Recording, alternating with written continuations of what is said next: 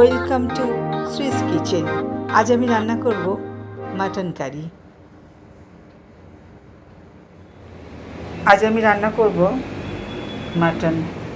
Mutton রান্না করার জন্য এগুলো রাখবে ফোড়নে, শুকনো লঙ্কা, জিরে, গরম মশলা, তেজপাতা, আর আলু কেটে রেখেছি, পেঁয়াজ কুচি রেখেছি, আদা জিরে পেঁয়াজের রসুনের একটা পেস্ট বানিয়ে রেখেছি। এরপর যখন রান্না করবো বাকিটা আমি শেয়ার করবো। এটাকে খানিকটা সময় ম্যারিনেট করে রাখতে হবে।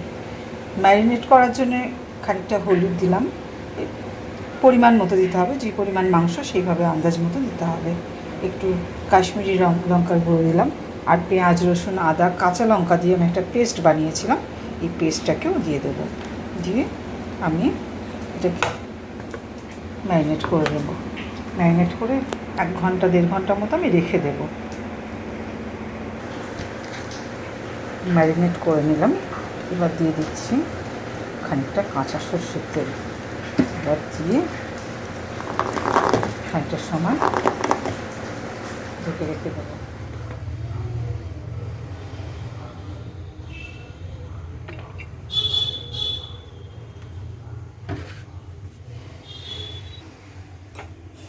তেল গরম হয়ে গেছে। এবার তেজপাতা, শুকনো লঙ্কা, গোটা জিরে, একটু গোলমরিচ, গরম মশলা তেলে দিয়ে দিলাম।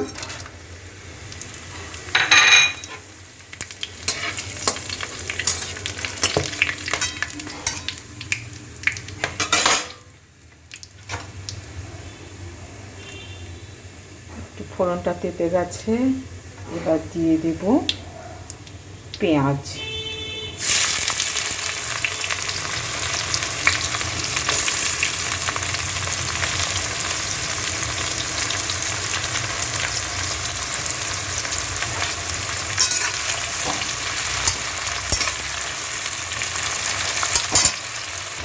পেঁয়াজটা যখন ভাজা হয় তখন আমি খুব সামান্য পরিমাণে একটু চিনি দিয়ে দিই, এতে করে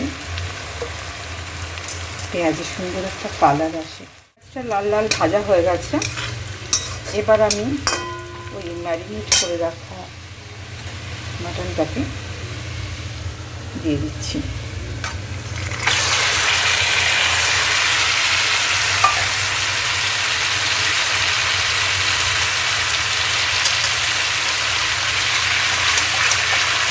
আমি মাটনটা ম্যারিনেট করার সময় কিন্তু আমি লবণ দিই না, কারণ লবণ যদি আগে দিয়ে দিই মাংসের থেকে অনেকটা পরিমাণে জল ছেড়ে যায়।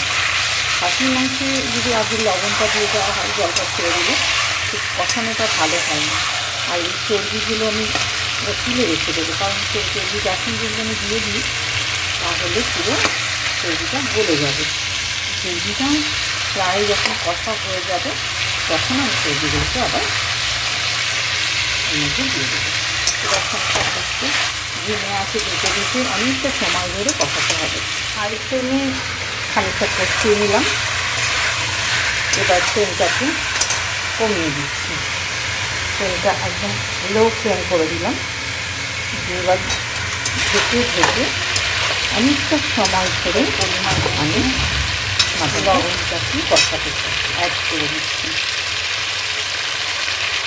পরিমাণ মতো লবণটা দিচ্ছি, আবার কষিয়ে নিলাম।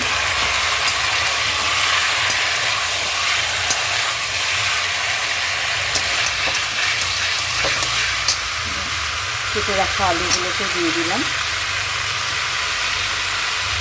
আলুটা মাটনের সঙ্গে আলুটা আমি কখনোই ভেজে দিই না, কাঁচা আলুটাই কষানোর সময় দিয়ে দিই, ধীরে ধীরে কষাতে থাকি।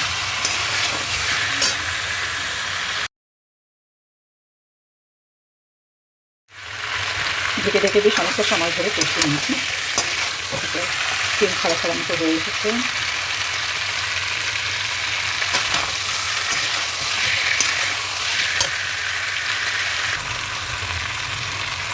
এবার একটু দিয়ে রাখা গরম জলটা দিয়ে দেবো। পরিমাণ মতো জল দিলাম। আমি একটু প্রেশার কুকারটাই দেওয়া পছন্দ করি, একটু বেশ ভালো সফট হয়। অনেক সময় কষানো শুধুমাত্র কড়াইতে কষিয়ে খুব ভালোই লাগে, কিন্তু আমার একটু প্রেশার কুকারে কত সিটি দিয়ে নামিয়ে নিই। 4টে সিটি দিয়ে নেব। আশা করি 4টে সিটিতেই হয়ে যাবে। তারপরে খানিকটা সময় প্রেসার কুকারে ধরে রেখে দেবো। তারপরে নামানোর পর আমি দেখাচ্ছি। তৈরি হয়ে গেছে আমার মাটন কারি।